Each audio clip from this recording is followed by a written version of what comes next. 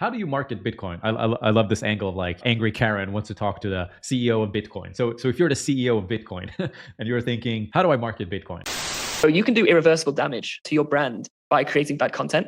And so we have a very strict philosophy that, we will only ever create good content and build an audience the right way.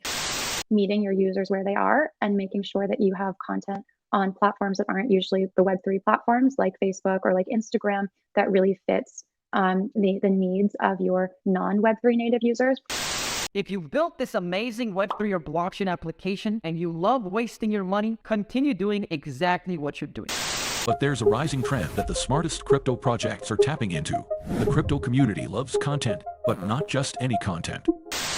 Whether it's art, whether it's utility, that is really hot in the market and is really attracting a lot of attention, you want to be able to take those things and apply them to your project. It will help you a lot when it comes to growing an audience and getting people's interest really, really quickly.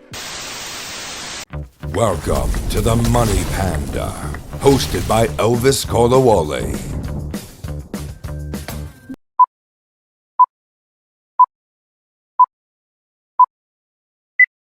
Hello, everyone. You're welcome to the Money Panda, the podcast where we continuously talk about everything that you need to know that's trending in the world of Web3 and beyond.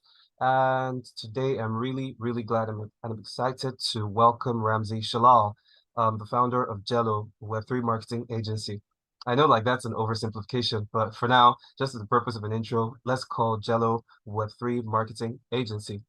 And of course, today we're going to talk about organic growth in Web3.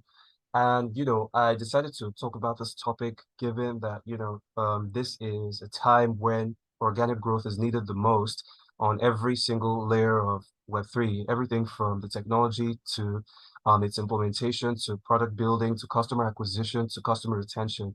This is a time when it has to be done in the most organic way possible. And it's clear that a lot of emphasis has not quite been placed on it. So I decided to bring an expert here to talk all about organic growth in the world of Web3.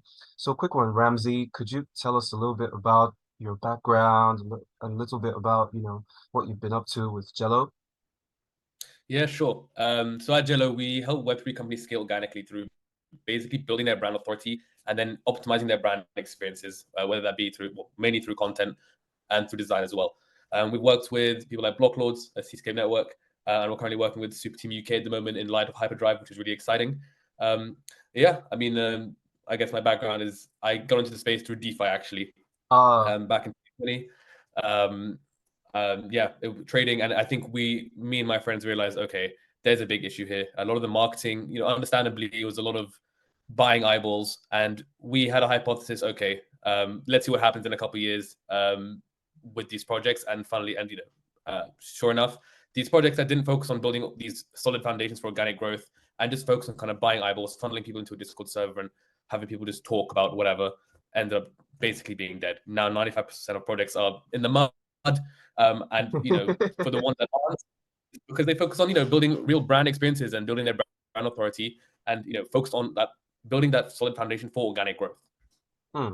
Absolutely. I think you're right. And I think that organic growth, I think that's something that's missing. It's been sorely missing in the space. I think this is one of those spaces.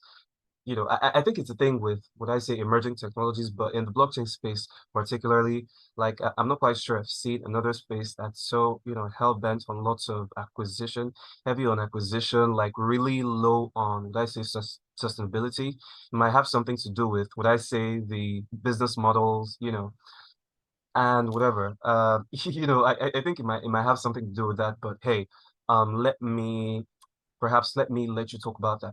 I think first things first, let's talk about where do you think brands are actually getting it wrong?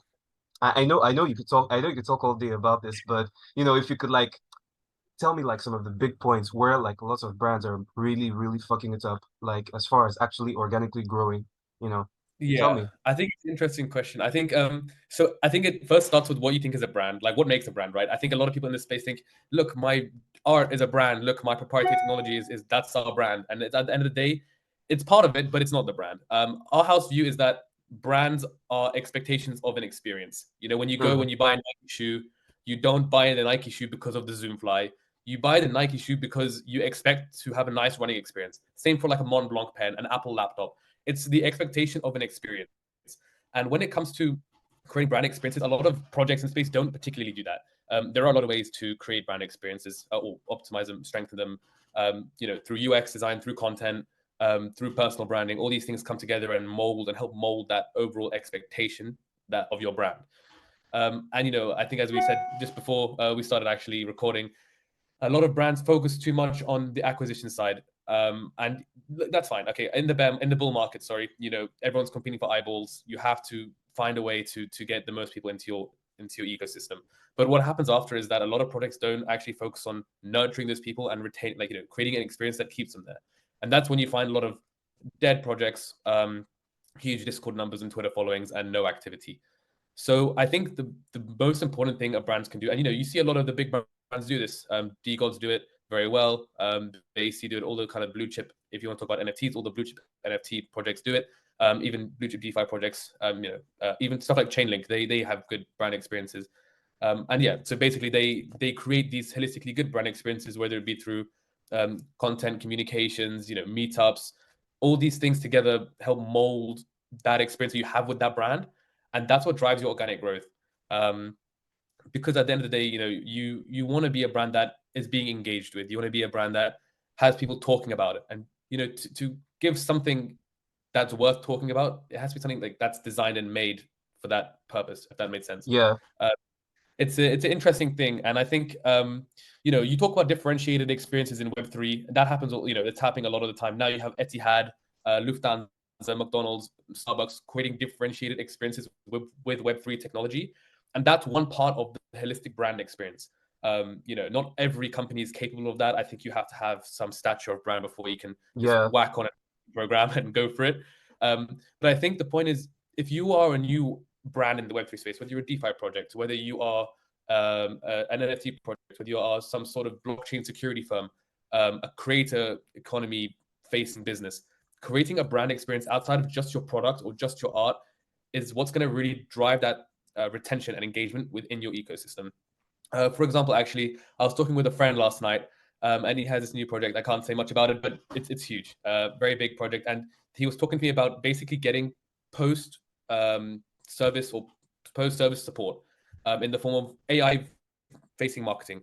So helping them come onto the platform. The platform helps them create their project in some way. And then he wants to provide post-service support in terms of how to use AI efficiently to start your marketing, because a lot of startups don't have that budget to get an agency or get an in-house team. And that's one form of brand experience that is so undervalued. What happens after they use your service, after they use your product?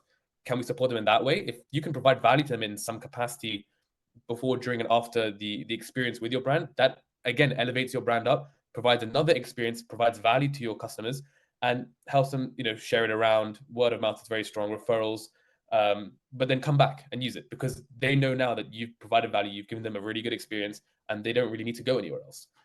Absolutely. I completely agree with this. And in fact, I'll go a step further. I'm not trying to shield, but just like you mentioned, like a brand like Chainlink, I think honestly, I find it hard to think of so many other brands, I would say, that really have like a holistic brand experience like them. That, they have like so many parts of their funnel like really figured out, and like a lot of things like really built out really properly. You know what I'm saying? Like really properly. Like they it feels like they figured out like so many parts of their buyer journey. Like, and although to be frank, it's not like I've interacted with the product itself, but just like the way it's actually been run, the way it's being marketed, everything from the actual product to, I think, the event. I would say it's like a really good example, of how to manage the end-to-end experience, from the acquisition to the actual conversion to, to actually what happens like right after a sale is done, right after people are converted. And I think it's something for lots of people to emulate. And that's actually what creates like real longevity, which I would say, for lack of a better word, it feels like that's not something that was like a big part of the industry's ethos, especially within the bull run. But of course, like we're saying, we're actually getting to understand that no industry actually survives without those things. So and that brings me to the second point, like what does driving retention and optimizing user touch points, look like? Because I know that, that's a big part of what you do, to actually, retain users. Like, of course, optimizing all the touch points a user is actually going to have to interact with within an app, within a project, within a community. Like, what does that usually look like typically? Yeah, and that's another very good question. I think when you talk about touch points, like every point there is for potential interaction between a user and your brand is a touch point. It could be an email, it could literally be visiting your website, looking at your social profile, just looking at the app, talking with someone in your community, talking with the founder. These are all touch points that to some degree can be optimized. Yeah, I think when we talk about optimizing these points, a lot of other points are easier to optimize than others. UX design, creating a seamless experience for users on your app, it's a lot relatively simpler to have a crack at optimizing that than it would be to optimize like an in-person interaction. I think something that's interesting is the notion of community. I think a lot of communities in the past didn't really have the right roots, and I think it all comes back to what happens in the bull market is people don't really care, and I think look, there's always going to be people coming just to kind of money grab, and yeah, there's going to be people who actually want to build a community, and it's unfortunate for the people who want to build something getting caught up with all the other noise. But I think one way that people can really differentiate their communities and help build that touch point out and optimize it in a sense would just really stick to your guidelines. I don't know if you know the company Safari. Safari are a Web3 analytics tool, and they have a very closed community. They accept in cohorts because they know the value of curating a community to a point before they kind of open it up. And I don't know if they have plans to open it up, but I know that they bring in people in cohorts. They kind of get people in who align with what they're doing because they understand that community doesn't have to be huge to be successful. Community, it's about aligning ideals. It's about being in a space with people who you enjoy to be around, who think the same or have same views or potentially just enjoy the same things. Allowing anyone and everyone in there, or creating a community where anyone can come in and just like kind of be around, like that's fine, but it dilutes the purpose of your community. So having strong exactly. community guidelines, I think, is a very important thing. And the thing is with that, it can be hard. But I think having founder personal presences or C-suite personal presences in those communities, and maybe it's a couple times a week, maybe it's every day, but having those people come in and kind of help set the ruler straight is a very big help for brands or projects who are looking to build that community and who are looking to optimize that touch point. Because I think you can imagine that having 10,000 people is very hard to manage in terms of and make sure everyone's aligned. And I think the point is not, you don't need to have 10,000 people. You don't need to. I mean, it depends on your goals. If you just want to sell a project and be done with it, go ahead. If you're looking to build something, it's better to have 500 real advocates who believe in what you're doing, who align with your goals and will support you through thick and thin, through, maybe you made a mistake or there's been mistakes and, you're trying to rectify it. These are the people who are going to be really supporting you. It's better to have those 500 people than 10,000 people who don't really care, but think your art is kind of cool and kind of hit. So it depends what you want. But I think really setting guidelines is what we're seeing now. A lot of projects are taking it a lot more seriously, whether it's even just like who they'll be retweeting on Twitter or who they'll be communicating with on their socials. I mean, it's quite hard to stop people from coming into a Discord. I think it's something that, depending on your goals are, you could, just like Safari have done. But yeah, I think it's, community is one of the main touch points. Your community is a reflection of your project in a sense. It's like, the moon and the sun. You're the sun and your community is the moon and it shines light off. So it's important to really have a community that, or aim for having a community that reflects your ideals properly. I think there's still a lot of work to be done there. I mean, I don't claim to be a community expert. I know there are a lot of people out there who are a lot more well versed in the act of strengthening, building, engaging communities. But I can definitely see it's developed quite a lot, the community space. Before it was just like get people in a community, in a Discord or a Telegram, get a couple mods and let people talk it out, and that would have been fine for in the bull market for any kind of project. But now it's a different game.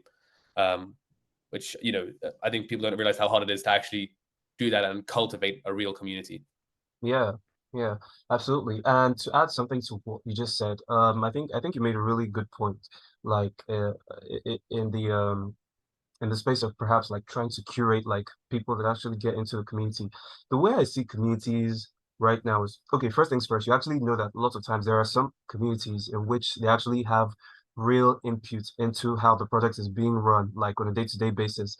And I think that's fine in theory, but I think also this is something that's going to be controversial, but I also think this in a way it kind of reminds me a bit of, would I say, pure democracies, if I would like put it that way. Because like when you have like say thousands of strangers, right, that are like extremely diverse, and then you allow those thousands of strangers to say determine how, a project is being run, you're going to have like, thousands of perspectives, thousands of agendas, thousands of needs, like real pertinent needs, thousands of missions in play. And then what's actually going to happen is that eventually like a significant part of those thousands of people have their needs kind of like shut down or sort of like repressed, and then perhaps either a majority or even worse, maybe just a small majority that happens to just be a bit larger than all the other factions within the community is what is actually going to have the votes and actually determine what actually happens, to the community and to different customer touch points going forward. And then that is going to determine the culture, is going to determine, of course, like the is going to determine everything that's going to, affect the real longevity of the project. And eventually it will make for a situation where, you have people that might not necessarily be fully aligned on the real ideals of the project, or you might have lots of people who might not necessarily be qualified to, make certain decisions, actually having inputs in decisions and eventually having some sort of an adverse effect, that might, or maybe it might not be an adverse effect, but it might just, be the sort of decisions that should just not be taken by certain types of people, but they will be taken by certain types of people just because they are a part of the community. And eventually you have a divided community that, just doesn't quite last and doesn't just stand the test of time. I feel it's sort of I would say it's kind of similar to political situation where, for example, you have the United Kingdom, or pretty much the entirety of, the first world countries, really large diverse countries, but then, they have like lots of people going this way, that way, and then what you eventually get at the end of the day is like lots of dysfunction. Not really, it's going there is going to be progress, of course, but then not really like progress that, would I say, stands the test of time. I know like that's getting into an entire rabbit hole, but it gives I me that vibe. Yeah. Yeah, I do agree. I think it's very hard to again align a lot of people's objectives. And if you do, and you really want to there's like a balance between true decentralization, if that's something that you care about. True Yeah. decentralization happens. If you don't want this to happen, there has to be a central authority who governs whether this can or cannot happen. Whether that's a person, whether it's like a collective, like a mini DAO within the community. It's I think it's a problem. I mean, I don't think it's problem maybe is a harsh word.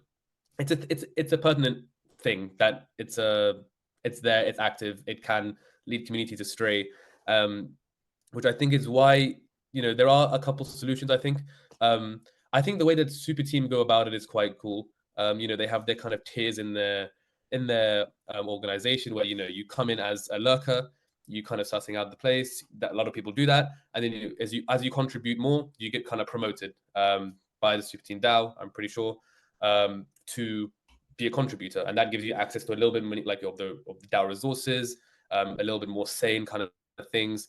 And then as a contributor, if you contribute enough, and they've deemed you to be of real value, then you become like a Super Team member.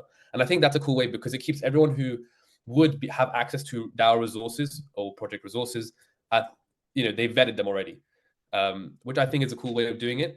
And it means that anyone who doesn't really align doesn't really have any sort of power. There's no way like all the lurkers could come in and just take everything or guide the project in a certain direction. Also, team structure is a little bit different, but if you were to implement that kind of same mechanism into another project, it could work, especially if you have maybe some sort of decentralized committee at the top who decides who's providing value, who's contributing, who deserves like a seat at the table to kind of help steer the direction of the project.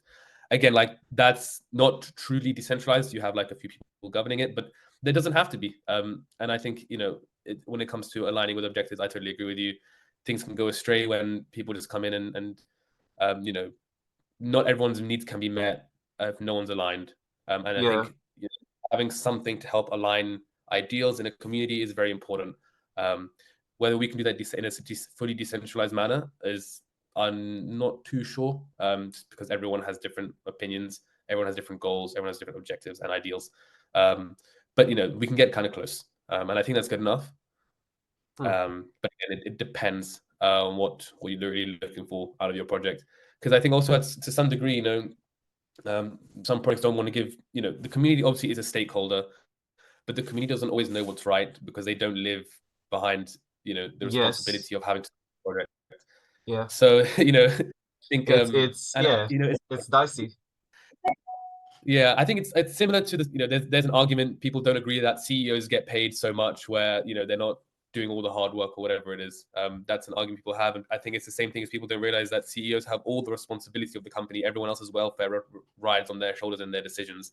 And that's why they get compensated. And it's the same thing in the community, if you're just a community member and you expect to have such a big influence, or you kind of don't, because you don't have that responsibility of guiding the project, that falls on the founders and the team, which is why maybe it's not good all the time to have people having huge influence. And when projects allow the whole community to have huge influence, things go kind of south. I hope that which I truly agree with. But I know a lot of people are going to be up in arms about it, but it is what it is. I mean, we've seen it like so many times, and it is what it is. But hey, I think like that this alone is an entire rabbit hole to dive into, I imagine. So okay, so one more thing, actually a few more things. So we did speak about, of course, creating like experiences, and of course a big part of really quality experiences revolves around content. So what does it look like when you're trying to build market authority, which is something you're really good at? What does it look like when you're trying to build market authority through your personal company social media? Like, what does that look like, especially say from content POV? So I think market authority is like, people just think, let me just like educate people, and that's market authority. Like, to some degree, yes, if you can impart knowledge and show that you're knowledgeable, that is one thing. I think another thing is showing that you're not, for lack of a better word, an NPC. To be able to craft, it's true. You see a lot of companies that will use ChatGPT and they'll write some stuff, and it's like, okay, cool. Like, anyone can go use ChatGPT. Anyone can go and kind of read a blog and regurgitate it. What you find the biggest personal brands, the biggest people in the space, if you look at Vitalik or CZ, it's perspective. Vitalik is writing pieces, articles, white paper, whatever it is, and he's always talking about what he thinks as well, where he thinks the direction of this goes. For example, I remember when he wrote a piece about ZK proofs, zero knowledge rollups and stuff like that, and he was like, this is going to be big because XYZ. Not his perspective. And I think it's the ability to, not everyone's going to agree with your perspective, but being able to show that you're not afraid of that and you're putting your mind out there on a show helps develop that authority, helps develop you as a person, as a personal brand. And I think on top of that, building authority through content is a great way. It's a great way to build authority. You can go to events and you can do speaker positions. And I think that's also great. But again, the content side is kind of the pre-approval, I guess. If you're an events company or you've signed up for a speaker position at an event, they're going to check your social profiles. If your social profile is empty versus someone who's going for the same speaker position, who's in the same sector as you, and they've written countless pieces of content surrounding that space, giving their opinions, sharing what their mind looks like, it's a lot more interesting for the events company to pick that person, because they're like, okay, they've shown that they're capable of having conversation, of being interesting to some degree. And obviously, if you have friends who run events, you could go through that route. There's no problem with that. But I think it's just, it's getting more and more competitive every day. This isn't like it was back then, where it's a few projects. I remember when in 2020 I was trading on Phantom, there was like literally still one page on CoinGecko. I didn't have to go anywhere else. Now there's loads. If you really want to fight for that market share, you have to give them a reason to want to believe in your project, and that's what building authority helps you do. We don't just back technology; we back founders. We're voting with our dollars when we buy tokens, when we buy NFTs, when we if commenting even on social media, like I think people are now wary, by association, you can't just comment on anyone's post. You should be associating yourself with people who you align with. And to do all of those, you have to, put your mind out there. You have to really show what makes you different. And that's what I think the core of authority building is, really it's a differentiation factor. Everyone is defined by their own unique experiences. And that's something that we should all show. And that's something that can help you gain traction, build your personal brand, build your company brand, build your market authority, and show people why we should be dealing with you rather than the next person or the person after that. Yeah. And just to add to that, I think something I tend to tell lots of founders these days is that, usually people just don't quite buy brands anymore. I think like for most of the world, especially in the first world anyways, like lots of people, there's like, would I say this sentiment of, rebellion, like against, big brands or like, faceless brands. People really want to like deal with people behind the brands, not necessarily just brands themselves. So it's more like usually if I'm trying to, if I'm trying to build, like a funnel for most people, a lot of times some of the most successful funnels actually come from founders themselves. It comes from, trying to create a strategy that revolves around, curating an image for like some of the founders or say, senior executives or something. And so that because of course their reputation is going to be tied to the reputation of their companies. And like you said, people like if you're trying to buy a token, you're commenting on someone on social media, like you're definitely like associating yourself with, that person, you're associating yourself with that founder.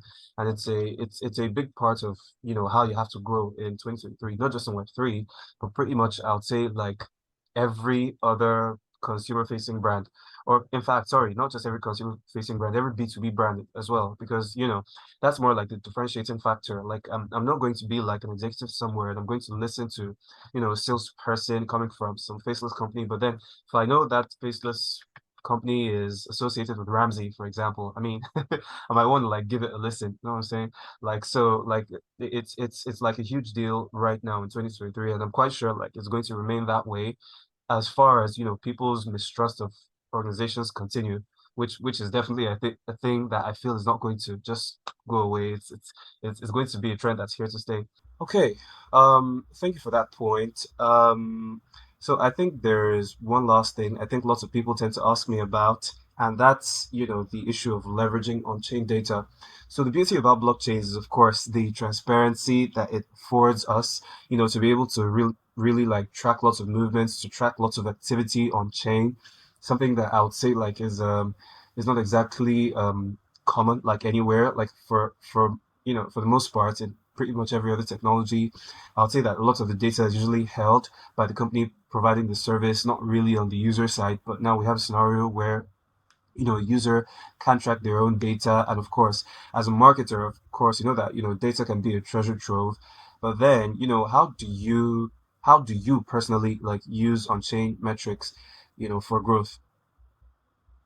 It's an interesting landscape. I think before we dive in, I think it's important to know that, while this is like definitely, a core functionality of blockchain technology being queryable,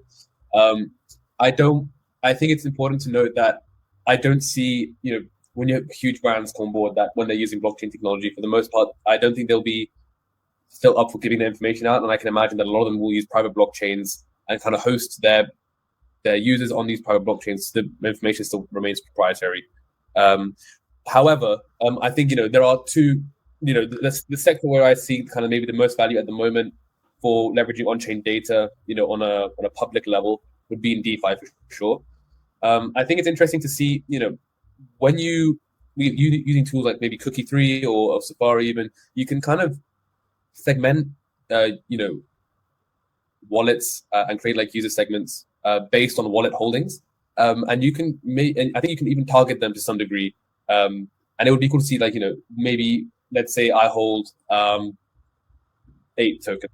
Let's see what other people who are holding 8 tokens look like. Let's see this demographic. Let's see their risk profile. Let's see what they'd be interested in. What other tokens are they holding? Are they holding NFTs? What type of NFTs? What type of other tokens are they holding? And what, as an agency, can we target these people for any of our clients? I think that's where it really comes down to. However, there is a problem, when it comes to, this is fine and you can do it anonymously. You don't need to know who they are. You just need to know what they hold. when it comes to like, targeting specific people, when you're mixing off-chain and on-chain data, I think without a KYC wallet, that's hard to kind of mesh the two together. But I think for the most part, at the moment, the functionality is that. And I think for creating user segments is great. Seeing, if I'm a project and I have a token and I want to see what other tokens my users are holding for the most part, or the size of their wallets, for example, it's doable. And I think that kind of goes to show it gives you like at least some sort of demographic as to who the hell is using your product. Because it's very good to say, and I hear this a lot, degens use our product, degens. What is a degen? Things me. They just say, no, but like it's funny. I agree it's funny, but it's like, tell me, what is a degen? And they just say, yeah, people who trade crypto. It's like, no, that's not what a degen is. Degens are high risk profile individuals. That's what they are. But even within that, there's huge amounts of disparity between wallet sizes. You can have the degen with a couple $100 who just likes to go and punt, or you could have the whale who's a bit of a degen. And those two people, just because they're both high risk profile individuals, doesn't mean that they're still going to be buying the same thing or holding the same thing. So if you are saying, our target market is degens and you want to target other degens, it's still quite a broad spectrum. So I think using, on-chain technology, using on-chain data and using technology or platforms that can kind of give you insight into segmentation, demographics, wallet holdings, sizes, etc. That's where the real value comes in, because now you can actually segment these degens or other groups up into a lot more palpable data that might actually give you better insight. And I think that's where the real value comes in. And it's the same as, you have people who buy loads of NFTs, and on the whole, you could say degens buy NFTs because NFTs are high risk assets. But within that, you have people who are literally buying blue chips because they are less risky, still risky, but less risky. And then people who are literally going for every and anything to get a moonshot. Technically, both are classified as degens, but the way that they act is still completely different. So I think that's going to be, a cool thing that we'll see. Definitely, I think that's probably, and you can go a lot further than that. I think if you're looking to, especially if in a closed ecosystem, let's say the Starbucks Odyssey, I'm pretty sure they have like a marketplace for their holders to like trade discounts and stuff. I might be wrong there, but I think I read it somewhere. And if that is true, you can get a lot of insight from your users' data. For example, if I'm there and you can see that I'm buying mochas every day from Starbucks, and then I go on the app and you can see that I'm actually transacting to get free frappuccinos for whatever reason. You can see that there's data to be had there, and you can create like a personalized experience for me based on what I'm buying in terms of my discounts. So I think there's a lot of scope for on-chain data to be used in personalization, in segmentation, in demographic creation and targeting. Whether I think that people can start targeting certain wallets, I've thought about it. It'd be really cool, for example, if, let's say I was a DeFi project and I had, there was a publisher running ads, I was a publisher on an ad network. And, for example, even better, I'm running ads through a publisher site. If I could say, okay, we are targeting wallets of X size. Once they connect their wallet to a dApp who we're running ads on, or through a network on, if the wallet size is X, show them our ad. That would be pretty cool. I don't know if that's feasible, but through the segmentation and through using on-chain data to at least get that insight, I think that's a cool way that we could use it. Again, I don't know if that crosses any kind of privacy law, but I can imagine 100% does. I'm quite sure it does. It does. Yeah, I was quite sure as well, but I think it's if there's a way to get around that, that'd be pretty cool. But again, I think for the most part, it comes down to real segmentation and understanding your user base, understanding their habits and their preferences a lot deeper, based on their purchase histories and stuff like that. Yeah, and I think you make a great point there, especially with the understanding that you need like real practical insights. Even though you might not quite understand the identity of the owner of the wallet, you might just quite understand the buying history and all that. But then we also like enter into the murky world of privacy where we have to think about the ethical concerns of having like people's entire buying history, people's entire activities and whatever completely traceable on chain. That brings up a lot of questions that as an industry we have to be ready to answer, and there needs to be like more solutions. I'm quite sure, in fact, like there's probably a multi-million-dollar solution somewhere waiting to solve just that. But then at the moment, on-chain data is something I know that it is being harnessed, And to be frank, if we are being frank here, like there are lots of companies that, would I say ethically or unethically, they do find ways to, would I say, cross-reference, wallet data with some user data somewhere. They do find ways to do this, and they eventually find like real insights that work, despite ethical concerns. But then like there's no way to really ensure longevity if people continue to act so unethically, and there are no tools. For example, there isn't like mass adoption amongst marketers of tools that give like really really good on-chain insights. For example, I think you mentioned Cookie 3, and but then I wouldn't say like there are lots of other ones that are, I would say, like as very serious, and that might be really telling on the industry as a whole. And I think that's something that needs to be more common or normalized like as time goes on. So I think that's the end of our podcast for today. I'm really grateful that you've come on here to talk a lot about what you've been into. And I think before we go out, I'd also like you to give would I say a shout out, or perhaps talk about one example perhaps that you might admire of a company that's doing organic growth in a really really great way that you respect and feel can be replicated. That's a hard one. I'm gonna go with something on the spot like that. That's ridiculous. Oh, sorry, man. Like I think I'm really liking. So I know the guys at Go Transfer. Okay. Victoria's great. She's awesome. And I think she's been working on her content recently, and that's how I actually got in touch with them, because they created a piece of content about SEO, which was interesting. They don't do that. They're literally a payment facilitator. They help with on-chain salaries and stuff like that. But they're really putting effort into their content, and I can see them. I think they're definitely looking to grow into like the SEO space after that as well, and boost their organic growth that way. She's trying to build her personal brand. There's a lot of great personal brand builders on LinkedIn. Ole is really good. Mark Bowman, yourself. There's so many great people out there. But I think in terms of like a project, I think Go Transfer, they're doing a great job. From when I spoke to them, they have a great website. Their website provides an amazing experience, very clean. Everything is laid out for you. You don't have to rush to find any information. It's all there for you. They really focus on helping, building that brand experience and building their brand authority and ensuring that they're the right people to be issuing the service that they're issuing. I think they're one of the kind of the new ones in the space doing that, and I think it's nice to always show love to people who you can actively see putting the most in. Okay. That's great. And okay, I think this might be a good time for a good shill, right? I would say Go Transfer wasn't exactly a shill, because, well, even though you might actually know the founders, but at least it's good that they're doing a good job. I am actually going to check them out. But real quick, could you talk about you and what perhaps people should look forward to from Jello? In terms of like what we're doing? Yeah. I mean, we like to think that we can help Web3 brands actually scale organically past the point of, we're not looking at kind of deploying shillers or, growing a community through people just talking in a chat. We like to help build your brand authority and optimize these experiences through content. So, a big part of what we do would be something like SEO, content design, UX design, helping users have a great experience from the moment they see you through till after they leave you, or actually even better if they don't leave you. And that's what we really like to focus on. We are strong believers in, as I said at the beginning, our house views, brands, our expectations of experiences, and curate those experiences is key to sustainable growth.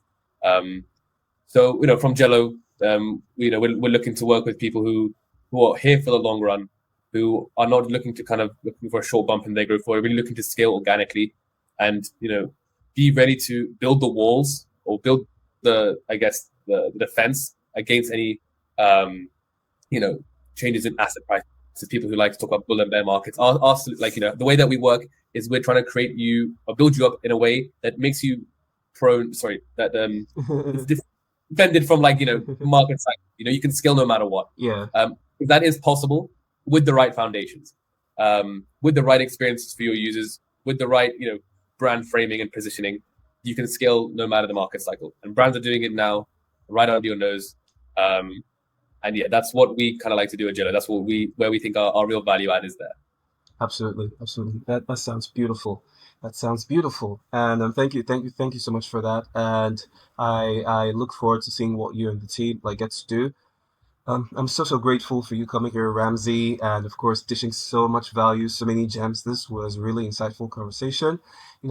If you've been listening, I've been talking to Ramsey Shallal, the founder of Jello, a Web3 marketing agency, and we've been talking about organic Web3 growth, especially from the outlook of brand authority. And on the very next episode of Money Panda, it's something really, really special. I hope that you get to see it, and I hope you're as excited as I am. From me and from Ramsey, till next time. Bye-bye.